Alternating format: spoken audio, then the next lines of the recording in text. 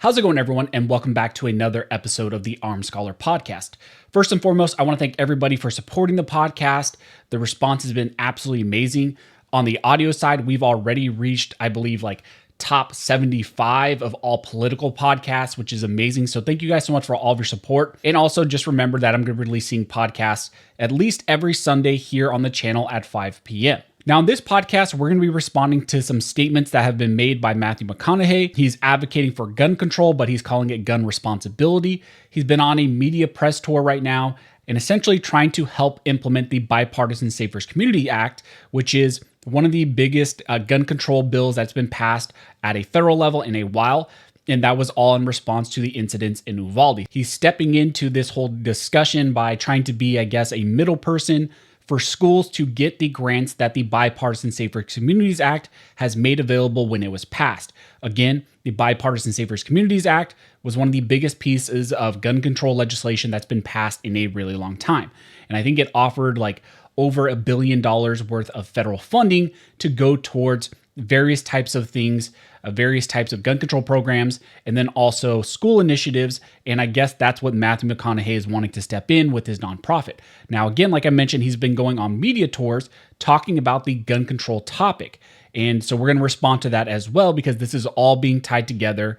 And then also I'm going to tell you maybe some other things that are going on here that they are not being entirely truthful about. Here's the interview that he did with ABC News, and this is all revolving around the Bipartisan Safer Communities Act.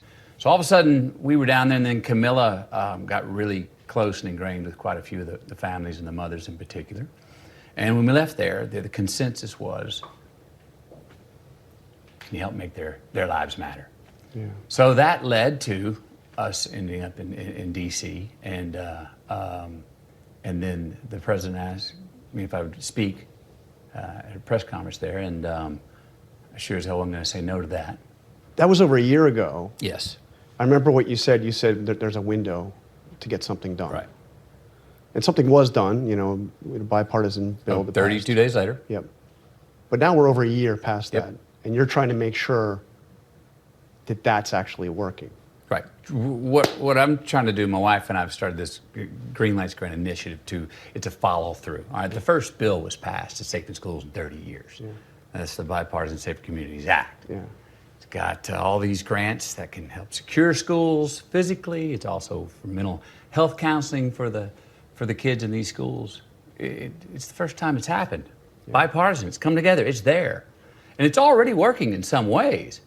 But there's billions of dollars that are still left to be spent. I mean, it's follow through you don't often see, because this passed over a year ago. Yes. So again, this is where we're going to get into the Bipartisan Safer Communities Act, which we've talked about at length here on the channel. You can go watch any of my other videos where I break this down in the lead up to it passing and then after it passing.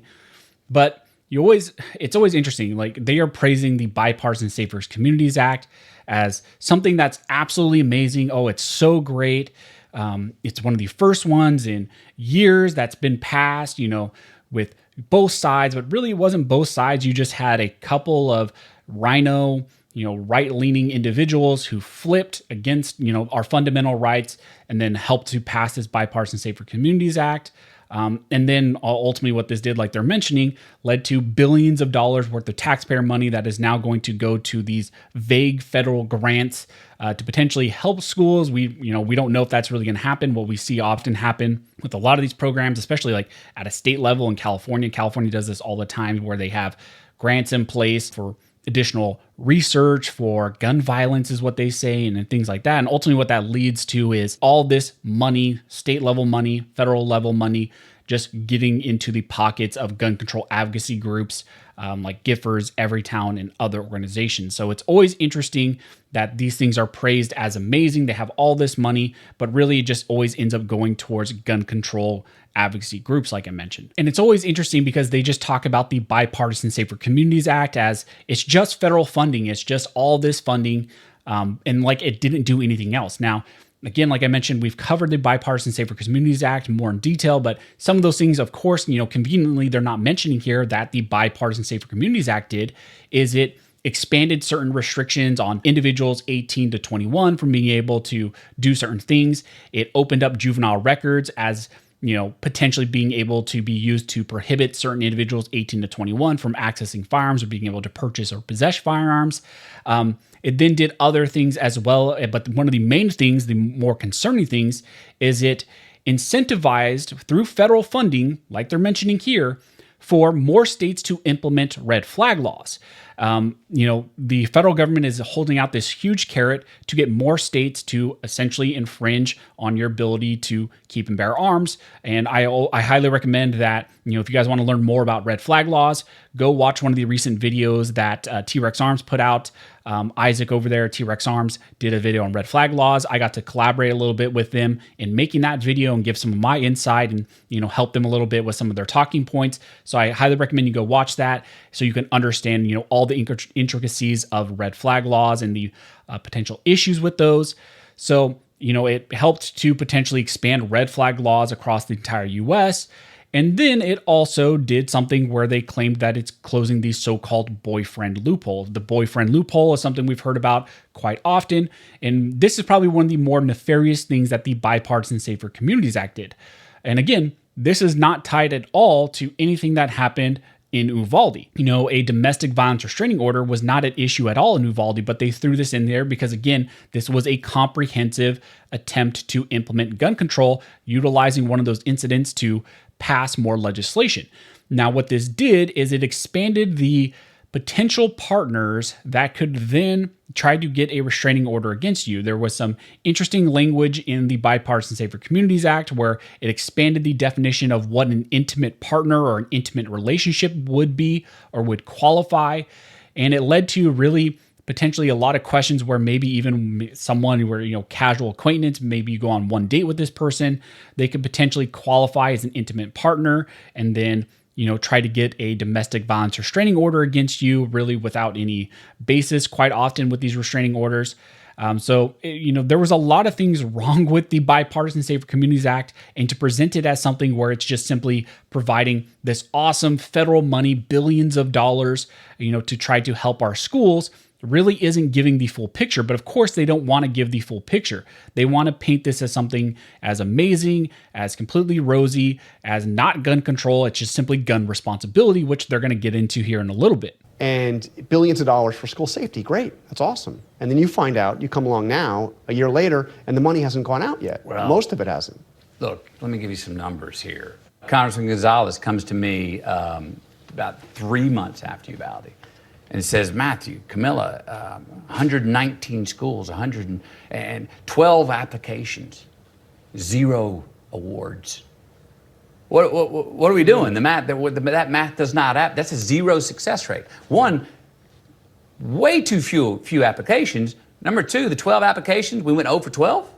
Yeah. In the districts right there where Uvalde just happened? So that's when Camilla and I started researching the country and going, I doubt this is just a problem down in South Texas. We know it's just a problem all over America. You've got 14,000 something schools.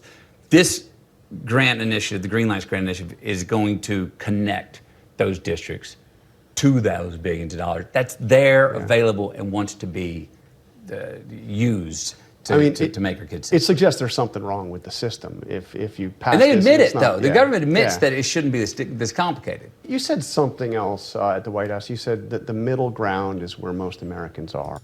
Now, before they get into, right here after this, is they're going to get into more of the generalized gun control discussion. But before they do, I want to point something out, and I'm not stating that this is true.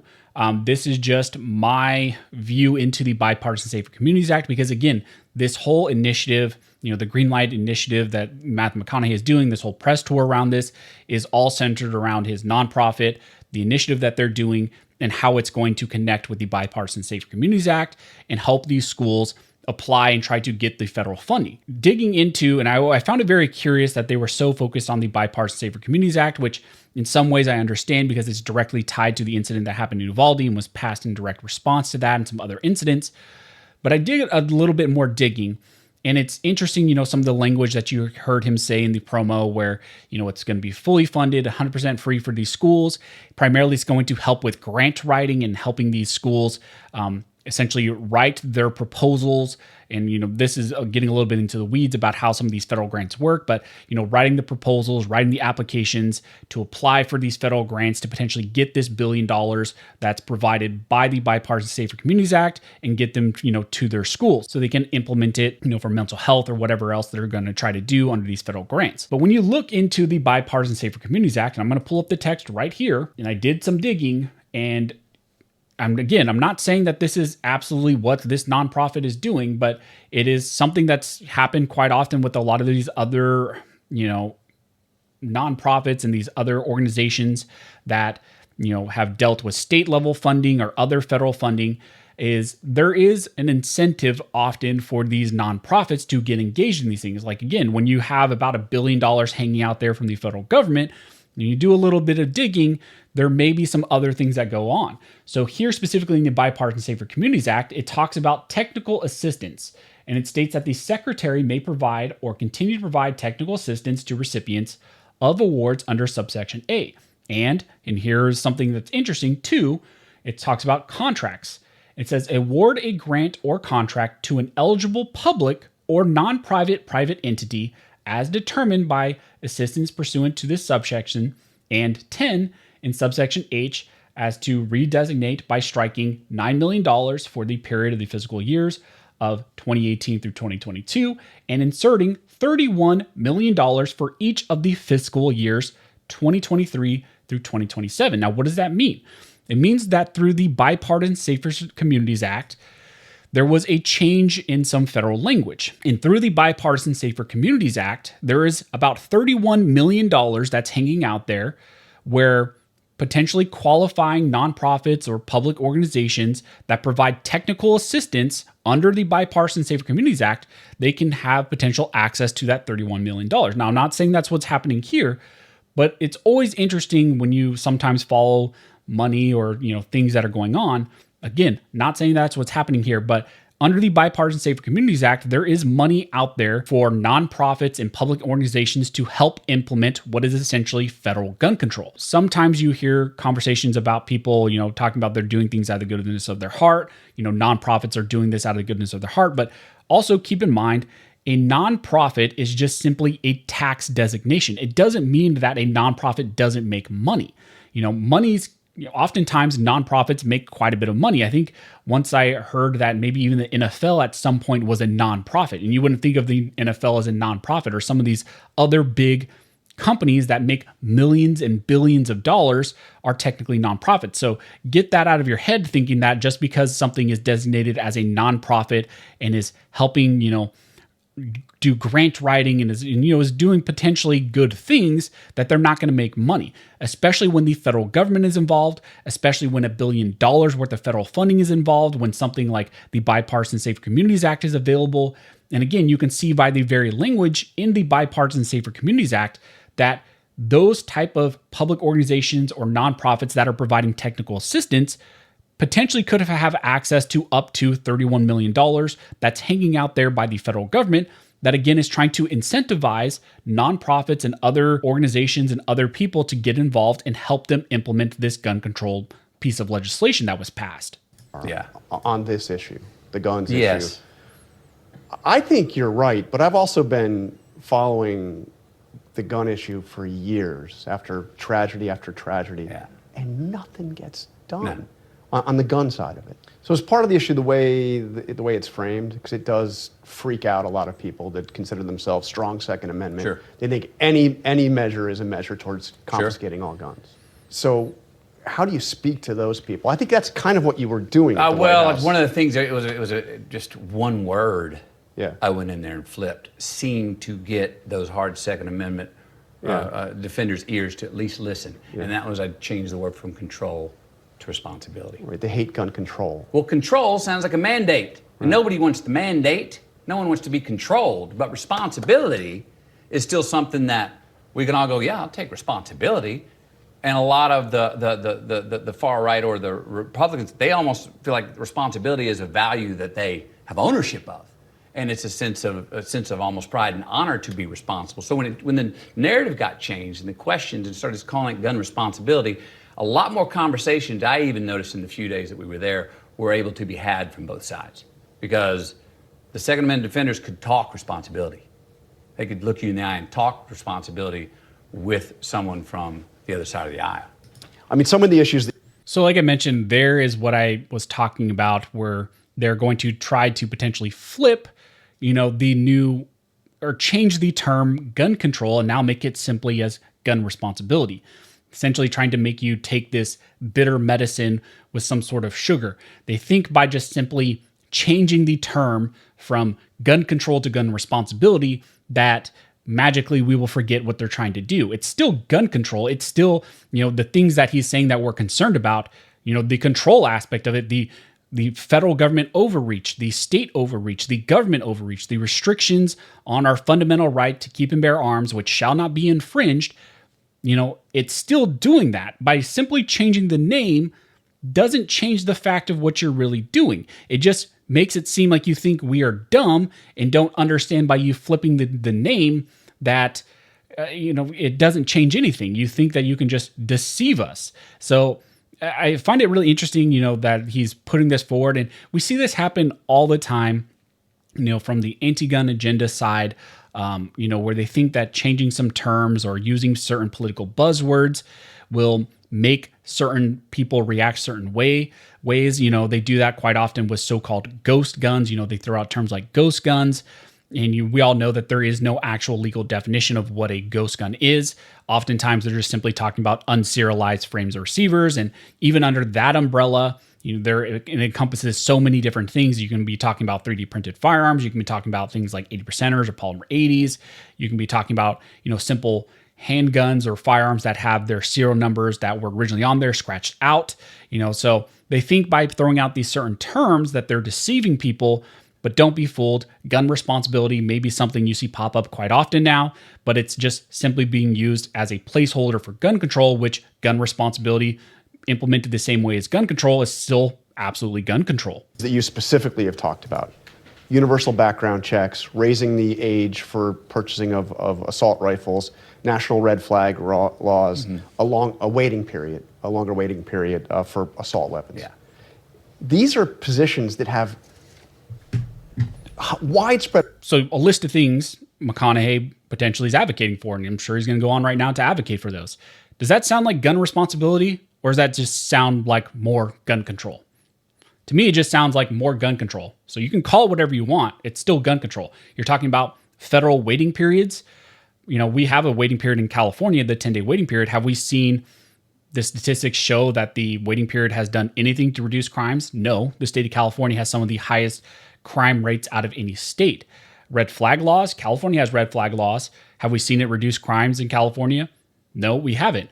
We have, I guess, a version of what they believe would be universal background checks, which again is disingenuous because a lot of times people on this side use universal background checks trying to make the claim that background checks aren't available. And as many of you guys know, background checks are required whenever you walk into an FFL gun store and want to purchase a firearm. That's required nationwide. Usually what they're talking about when they're talking about universal background checks would be private party transactions. There they would want to require that you go through an FFL and have to do that transaction through an FFL and run the federal background checks. Again, California has a version of that. Have we seen it reduce crime? No, we haven't. So again, don't be fooled. All the things they're about to advocate for, they're going to say most of Americans want this stuff. No, most Americans do not want this. Most gun owners do not want this. That's why things like this have been avidly and rabidly opposed by gun owners like me and you. And even in the state of California, are fervently opposed by gun owners in California because we live under all these regimes, all these restrictions, and we know that they do absolutely nothing to actually stop criminals, to actually stop crimes. All it does is impact law-abiding individuals and our ability and our right to keep and bear arms. Spread approval among the American public. 80-something%, right? I mean, if you look, there's a Fox News poll just earlier this year. Universal background checks, 87%. Allowing police to take away guns from people who have been shown to be a threat, 80%. Raising the minimum wage, 81%. Waiting period, 70%. I mean, it's very rare you see any political issues with that much agreement, and yet none of those things have been done. It's an interesting stat about the populace. almost near unanimous. I mean, the populist vote is there, and how do the sides and the contingencies have? They're bunkered into their sides on this, and I don't know how the law works, but that was a question I had. Well, wait, can there be a populist vote on this, an uprising that says, look, you're not representing the masses. The law is not representing the masses. That math, you may know more about this than I do, that math should add up. And right now it doesn't.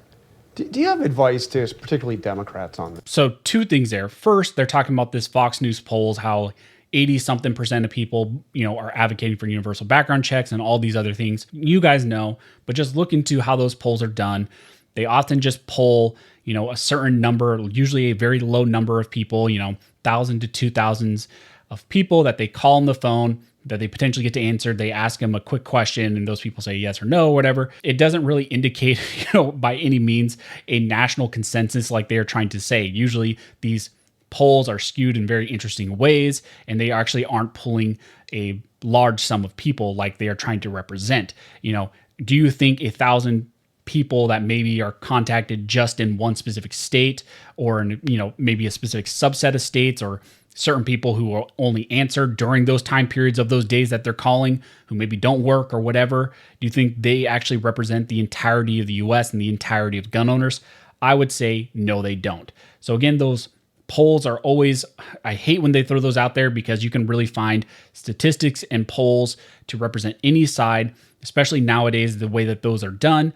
But the other thing that's interesting is, again, very cleverly, McConaughey is advocating for a populist vote, which again goes directly against what our founding fathers believed in. We have our government put in place a certain way, how we vote, how presidential voting happens, how our House is structured, how the Senate is structured, how our just general Congress is structured, how our judiciary and executive branch and all that is structured is in a very specific constitutional way.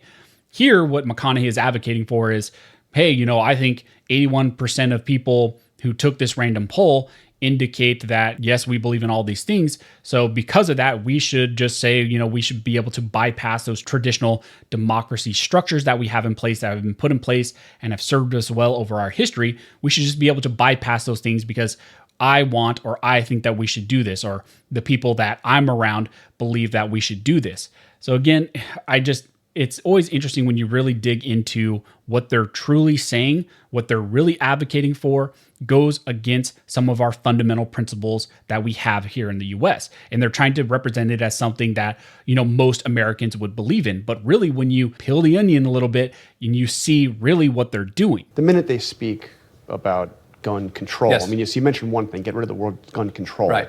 But even without that, do you have any advice on how they can speak? Quit patronizing.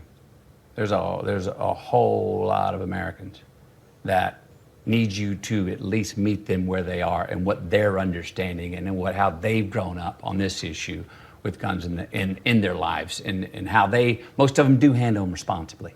Mm-hmm. So don't cast them down as being archaic or cavemen and women, and how could you? No. Yeah. Listen to them for a minute. And when you're coming in hot, which sometimes the left does, on this issue and many others. Sometimes, yeah. Okay? Yeah. And is immediately saying, you idiot, you dumb ass. Yeah. What? How foolish. You've lost them. You've lost them. They get more defensive. All right? So come in and meet them where they are, and try to hear where they're coming from first, and understand that they have a viable stance, a viable position they're taking that they didn't just come up with last night. I've heard you say that we're not as deeply divided as we're told we are. No. So I would agree with that in most regard. I think a lot of times the discussion around gun control is very emotional. Like I mentioned, it's very contentious. People feel very specific ways on both sides. And I would agree with that. A lot of times when we have the gun control discussion, it's very heated, and I think a lot of times on our side, we are very defensive because we've had to be on the defense for so long because we just constantly have more federal laws, more state laws, more restrictions, more rules by the ATF, et cetera, especially put on us law-abiding people. Oftentimes we're the ones feeling the brunt for criminal activity. And we know that all these laws, all these restrictions have done absolutely nothing to stop actual criminals, because you're never going to cure the human condition. No matter what, there are going to be bad people that do bad things. You're not going to cure that by passing a ton of laws. We have more gun control laws now than we've ever had. And are we seeing a decrease in crime? No, we are not. So, I agree with him that we need to have compassion. We need to come to this discussion in good faith on both sides, in good faith, and have an actual discussion about this, fundamental rights, government overreach, restriction, potential solutions, potential help for mental health, things like that, actual criminal prosecution and punishment for individuals that do these things, or people who engage in these conducts, actually, punishing those individuals. I think our criminal justice system right now is causing a lot of issues. Some of our politics and policies in certain states and areas, I think, is causing a lot of these issues as well. Look at the percentages we just talked about. 86%. No, but the two on the... I was talking with my wife about this yesterday. It's human nature.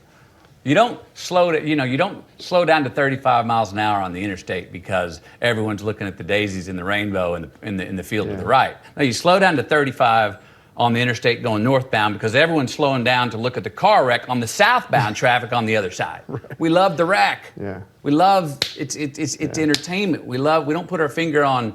We don't love to watch health as much as we like to watch disease. These two extremes have the microphone. Yeah. It's more entertaining. Trump's been great at selling fear. Yeah. Fear sells more than hope. So that's the interview that he did with ABC News. Now he's gone on a bunch of other news outlets, like Good Morning America, and he's done a bunch of other things that I've seen pop around. And, he's really in the news right now because he's pushing for this new green light initiative that he's doing. There you heard him mention again, we're not doing the job for government. We're just helping them implement the Bipartisan Safer Communities Act. I would say also, like I mentioned, look into some of the language about the Bipartisan Safer Communities Act, maybe why that is, why they're helping.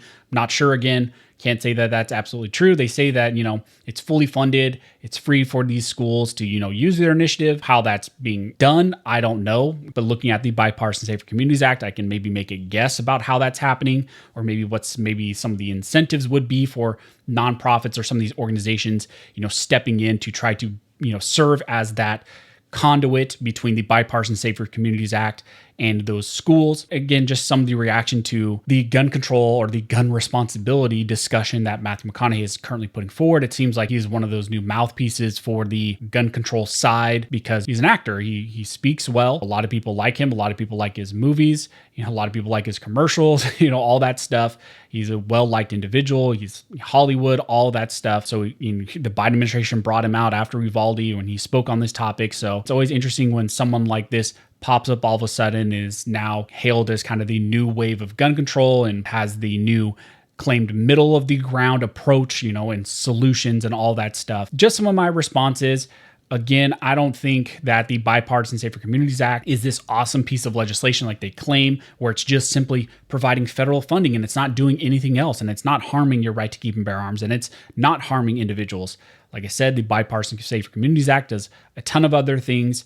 There's a ton of other things involved in it. It's pushing for red flag laws. It's pushing for the expansion of domestic violence restraining orders by expanding some of those definitions, and does a lot of other things as well.